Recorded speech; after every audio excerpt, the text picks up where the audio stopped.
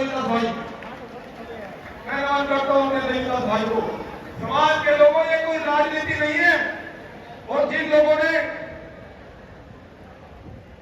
Supreme court के निर्णय के लिए, जो सुप्रीम कोर्ट का निर्णय आया उसके लिए जिन लोगों ने प्यार बलिदान और कुर्बानियां की, लगातार हमने सभी दिन रात तपस्या करके लोगों से पैसा इकट्ठे करके और सुप्रीम कोर्ट की लड़ाई लड़ी जरूरत को दी।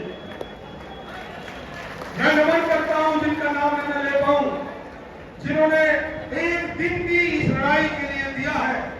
उस माता को नमन करता हूं, उस नौजवान साथी, उस बुजुर्ग को नमन करता हूं जो, और नमन करता हूं और दूर दराज से आप जो लोग यहाँ पर आकर के बैठे हैं, इस लड़ाई के लिए आके बैठे हैं। लड़ाई है क्या? आपके समाज में 5 मंत्री बन जाए, आपके डीएससी समाज के 10 एमएलए बन जाए, 20 चेयरमैन बन जाए, तो सारे मिलकर के डीएससी समाज का योजना भला नहीं कर सकते। वर्गीकरण से आपका भला होगा, ये वो लड़ाई है। जो आज आपके बच्चे स्कूल में पढ़ रहे हैं, कॉलेजों में पढ़ रहे हैं, वो जिनको आगे चल के डॉक्टर बनना है, इंजीनियर बनना है, IAS बनना है, कस्टम में जाना है, तो इंजीनियर और बड़ी बड़ी पोस्टों में जाना है, ये वो लड़ाई है।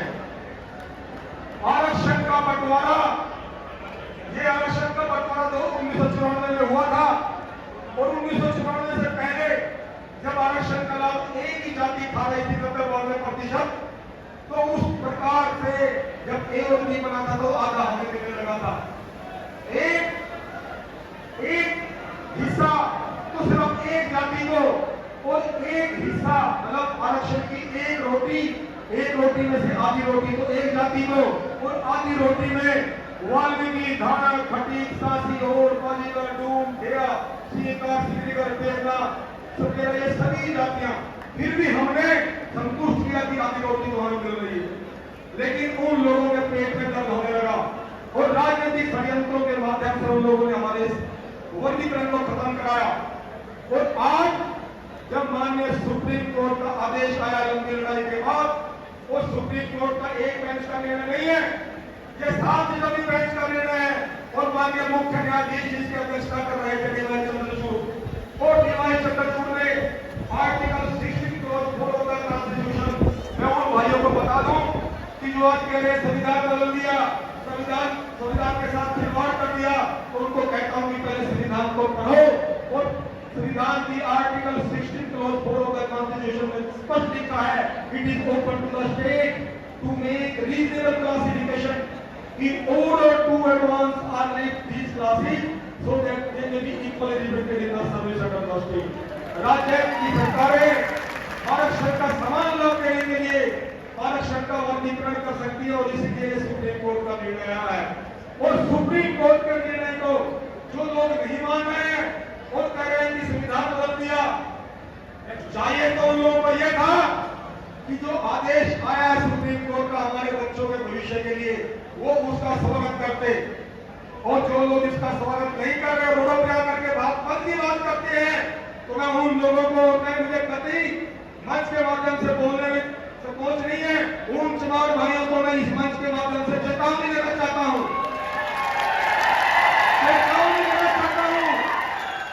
कि पानी पिला करके तुमको मारेंगे हम, पानी पिला करके। अब एक जातियां, अब ये वाल्मीकि, धारा, खटीक, सासी और पालीगढ़, डूम, ढेरा, सीकर, सिकरी, अब ये जातियां जाग चुकी हैं, और इनके सामने आने की हिम्मत तो किसी की भी नहीं है। और आज जब वो लोग हमारे सामने आकर के ये कहते हैं कि संविधान बदल दिया, संविधान नहीं बदल दिया, तुम्हारा लूट चारा बदल दिया, तो तुम लूट के जाते हैं। और मेरे समाज के लोगों, किसी शहर में नहीं कहता कि हर आपके कदमों पे कभी कलंदर नहीं गिरता, हर आपके कदमों पे कभी कलंदर नहीं गिरता, और टूटे भी सितारा तो कभी जमीन पर नहीं गिरता।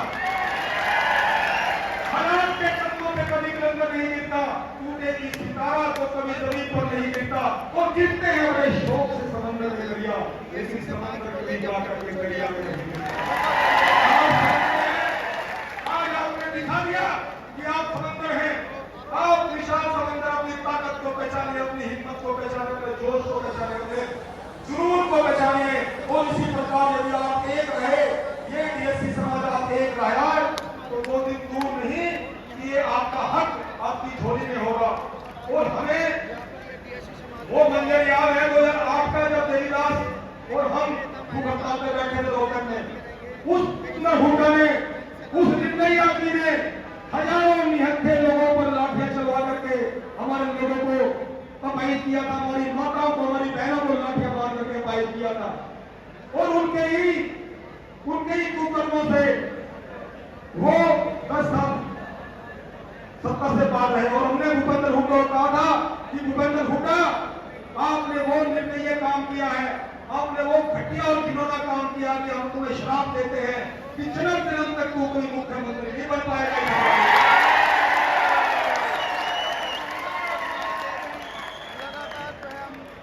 और हम पूरे हरियाणा में हमने चाहे यज्ञ यात्रा के माध्यम से और चाहे अपने पूरे ग्रुप के माध्यम से हमने अलग जगह रखी है। और मैं एक विनती आपसे, एक पैर पे खड़ा होकर के, एक प्रधान पे खड़ा होकर आपसे हाथ जोड़ के निवेदन, आप एक बार हाथ खड़े कर लें। समाज के लोगों, आपके लिए हमने क्या बलिदान किया, 18 साल भरवाएंगे, थोड़े 6 साल लोगों ने पीछे से लेने बाकी है। धरना, जुलूस, प्रदर्शन, आंदोलन, संदेश यात्राएं, पद यात्राएं, एक बार दूर हाथ खड़े कर लो सभी मंच के लोग भी। वो ये दर्द बोल रहा है सीने में, कोई राजनीति नहीं है, ये दर्द बोल रहा है। जहां तक भी आपकी आवाज जाए, अपने रिश्तेदारों में, भाईचारों में हाथ जोड़ के बोलना कि कांग्रेस को वोट नहीं देंगे।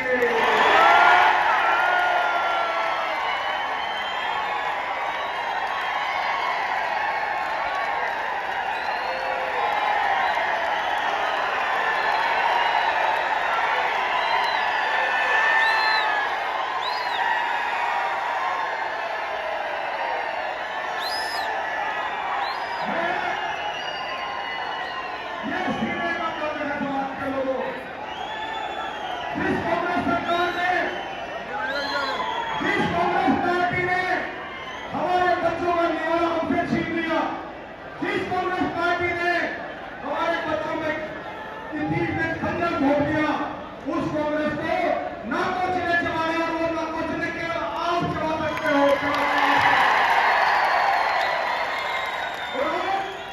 मैं सीएडी के माध्यम से, मैं सीएडी के लोग खड़े हुए भाई पीछे पीछे भी खड़े के माध्यम से आज मैं ये मंच ऐलान करता हूं कि हम एक एक वोट और सुनना नायक सिंह सैनी आपने वादा किया है सभा से। और मैं वैसे नहीं बोल रहा हूं, मैं इसलिए बोल रहा हूं, सुप्रीम कोर्ट का निर्णय आने से पहले ही भारतीय जनता पार्टी ने और मनोहर खट्टर ने जीत की इसी ऐतिहासिक भूमि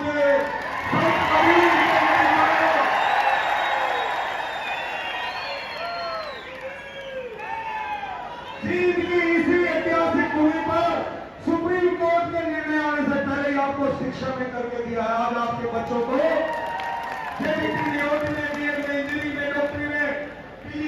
एडमिशन मिल रहे हैं। और जिस सरकार ने हमें सुप्रीम कोर्ट के निर्णय आने से पहले ही आधा हक दे दिया और मुख्यमंत्री से 3 सत्र की वार्ता हमारी हुई है और मुख्यमंत्री ने, मैं झूठ नहीं बोलता, अगर झूठ बोलूं तो यहीं पे दफन हो जाऊं समाज के लोगों को, त्याग और बलिदान और कुर्बानी की है तो कुछ नहीं माना।